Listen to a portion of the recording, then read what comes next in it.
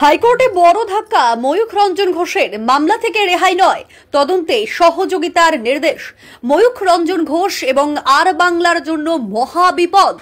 Channel কি বন্ধ যাবে নাকি জবাব চাই বাংলা শো বন্ধ হয়ে যাবে, উঠছে প্রশ্ন। আর বাংলার সাংবাদিক ময়ূখ রঞ্জন ঘোষ এখন একের পর এক আইনি ধাক্কার চাপে।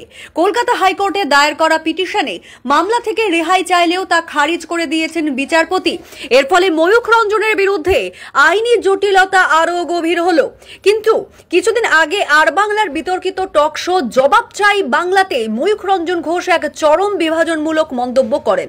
তিনি বলেন, এক বৃন্তে দুটি কুসুম, কিসের কুসুম? লজ্জা লাগে না? গান্ডে পিণ্ডে এই মুহূর্তে আপনারা গিলবেন, ভারতের খাবেন আর ভারতের থালা ফুটো করবেন। বেরিয়ে যান, আজ জবাব চাই বাংলা থেকে বেরিয়ে যান, কাল দেশ থেকে বেরিয়ে যান। ভারতের সংবিধান থেকে সেকুলারিজম শব্দটাই সরিয়ে দিতে হবে। এই বক্তব্য মুহূর্তেই ঝড় তোলে রাজ্যের ধর্মনিরপেক্ষ মানুষদের মধ্যে। ক্ষোভে ফেটে পড়ে গোটা রাজ্য। ময়ূখ রঞ্জনের বিরুদ্ধে রাজ্যের বিভিন্ন থানায় দায়ের হয় প্রায় 50 থেকে 55টি অভিযোগ। এরপর প্রাক্তন সেনা কমান্ডার সুজয় মণ্ডল ময়ূখ রঞ্জন এবং আর বাংলার বিরুদ্ধে একটি পিটিশন দায়ের করেন কলকাতা হাইকোর্টে। আজকের শুনানিতে বিচারপতি তীর্থঙ্কর ঘোষ জানিয়ে দেন, ময়ূখ রঞ্জনের করা মামলায় বাতিলে আবেদন খারিজ করা হয়েছে। বিচারপতি বলেন, বহু অভিযোগ থাকলেও মাত্র 5টি অভিযোগের ভিত্তিতে এফআইআর দায়ের করা হয়েছে। ময়ূখ রঞ্জন ঘোষকে প্রতি মাসে একবার বিধাননগর সাইবার ক্রাইম থানায় হাজিরা দিতে হবে। তদন্ত চলাকালীন তাকে অনলাইনে পুলিশকে পূর্ণ সহযোগিতা করতে হবে। প্রাক্তন কমান্ডার সুজয় মণ্ডলের দায়ের করা মামলার পরবর্তী শুনানি হবে 22 মে। বিতর্কিত মন্তব্যের জন্য আর বাংলার এবং ময়ূখের আইনি যাত্রা কত দূর গড়ায়, সেটাই এখন দেখার বিষয়। যেভাবে সঞ্চালনা হয়েছে ওটা সঞ্চালনা বলে না, ওটা উস্কানি দেওয়া বলে। উস্কানি কিসে দেওয়া?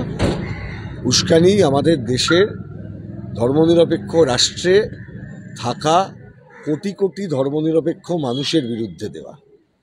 যে আপনি কি সেকুলার, মানে আপনি কি ধর্মনিরপেক্ষ? যদি হন তাহলে বেরিয়ে যান, আজ জবাব চাই বাংলা থেকে বেরিয়ে যান, কাল দেশ ছেড়ে বেরিয়ে যান।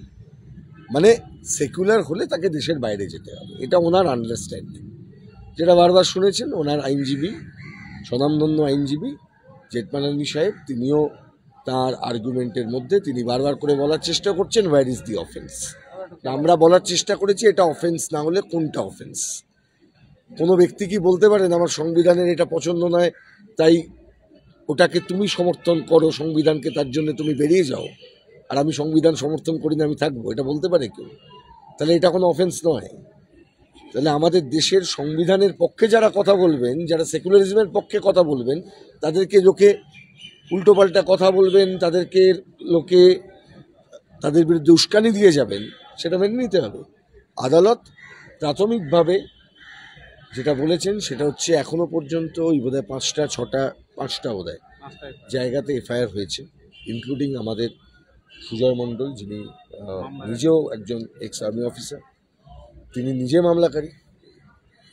আমরা দেশপ্রেম যদি শিখতে হয় এক্স আর্মি অফিসারের কাছ থেকে শিখতে পারি, আর্মি অফিসারদের কাছ থেকে শিখতে পারি, যাদেরকে আপনি দেখেছেন যে আপনি কর্নেল সোফিয়ার, তার পরিবারকে টেনে পর্যন্ত, তার কানেকশন, তার ধর্ম, তার রিলিজিয়ান, তার বিশ্বাস, তার আস্থার জায়গা, সেটাকে টেনে পর্যন্ত এই বিজেপির মন্ত্রীরা কী ধরনের কথাবার্তা বলছেন। মধ্যপ্রদেশ হাইকোর্ট ইতিমধ্যেই এফআইআর করার নির্দেশ দিয়েছেন বিজেপির মন্ত্রীর বিরুদ্ধে। ঠিক আমাদের এখানেও এই ধরনের কিছু নিউজ চ্যানেল যারা এই কাজগুলো করে যাচ্ছেন, যেটা সম্পূর্ণভাবে শুধু সংবিধানের নয়, প্রোগ্রাম কোড আছে, অন্যান্য অ্যাডভার্টাইজমেন্ট কোড আছে, যেগুলো আমাদের কেবল টেলিভিশন নেটওয়ার্ক রেগুলেশনস অ্যাক্টেও আছে। তার ভিত্তিতে আমরা আরও একটি মামলায় বলেছিলাম যে এই চ্যানেলের সঞ্চালনার ক্ষেত্রে কিছু রেস্ট্রিকশন দেওয়া হোক, অর্থাৎ ভাষাগতভাবে যে উস্কানিমূলক বক্তব্য তারা প্রচার করতে পারবেন না, ইত্যাদি ইত্যাদি সম্পর্ক। ওই মামলাটিকে আলাদা করে দিয়েছেন, ওই মামলাটির শুনানি হবে আলাদা করে। কিন্তু সোফার আরেকটি মামলা, যেখানে ওই চ্যানেলের ওই সঞ্চালকের বিরুদ্ধে আরও কয়েকজনের বিরুদ্ধে যে অভিযোগগুলি আছে, এগুলিকে একটা জায়গায় নিয়ে বিধাননগর কমিশনারেটের অন্তর্গত সাইবার ক্রাইম পুলিশ স্টেশন, সেখানেই তদন্তর সব কাজটা চলবে, একসাথে তদন্ত হবে। অনলাইনে তিনি পুলিশকে কোঅপারেট করতে পারবেন, কিন্তু মাসে একদিন করে সশরীরে থানায় হাজিরা দিতে হবে। একদম মাসে একদিন করে থানায় হাজিরা দিতে হবে, এবং আপাতত সেটা থাকবে। দেখা যাক ওনার কি অগ্রগতি হয় তদন্তের। কারণ এই তদন্ত উনি নিজে বলছেন না, ওনার চ্যানেল বলছেন, চ্যানেলের এটা অফিসিয়াল বক্তব্য কিনা। তাহলে চ্যানেলের অফিসিয়াল বক্তব্য যদি হয়, কালকে তো কেউ একটা বলবেন যে ভারতের সংবিধানের বিরুদ্ধে পাকিস্তানও কথা বলে, পাকিস্তানের কোনো চ্যানেলকে আপনি অ্যালাউ করে দিন এখানে? একই তো প্রশ্ন আসবে। কেন্দ্রীয় সরকারের নিয়ম অনুযায়ী তো অনেক চ্যানেল, এমনকি সাইটস পর্যন্ত বন্ধ হয়ে যায়। তাহলে এখানে কেন বন্ধ হবে না আমাদের সংবিধানের বিরুদ্ধে বলার পর? আমরা রেখেছি, আমাদের সেই মামলা শুনানি হবে। আপনারা জানেন যে হেড স্পিচ, এটা সুপ্রিম কোর্ট বারবার বলছে, হেড স্পিচ এভাবে দেওয়া যায় না। দেখুন, যে মামলাটা করেছিলাম আর বাংলা তথা ময়ূখ রঞ্জন ঘোষের বিরুদ্ধে, উনি সংবিধানের বিরোধিতা করেছে এবং কি করেছে, কাজী নজরুল ইসলামের যে কবিতা মোর এক বিনতে টুটি কুসুম হিন্দু মুসলমান, এই কবিতাটাকে খিল্লি করেছে এবং সেকুলারিজম যারা বটে তারা দেশ থেকে বেরিয়ে যাও, এই যে কথাটা নিতে পারেন। এবং হাইকোর্টে মামলা হয়েছে। মামলাতে আজকে যেটা শুনানি ছিল, যে আমার যে মামলাটা সেটা করা হয়েছে যে আর বাংলা তথা ময়ূখ রঞ্জনের বিরুদ্ধে। কারণ আর বাংলা চ্যানেল বন্ধ হওয়া দরকার এবং শো বন্ধ হওয়া দরকার, এবং মানে আর বাংলার যে বিষ ছড়াচ্ছে তার বিরুদ্ধে আমি প্রতিবাদ করেছিলাম এবং প্রতিবাদের একটা মামলা করা হয়েছে।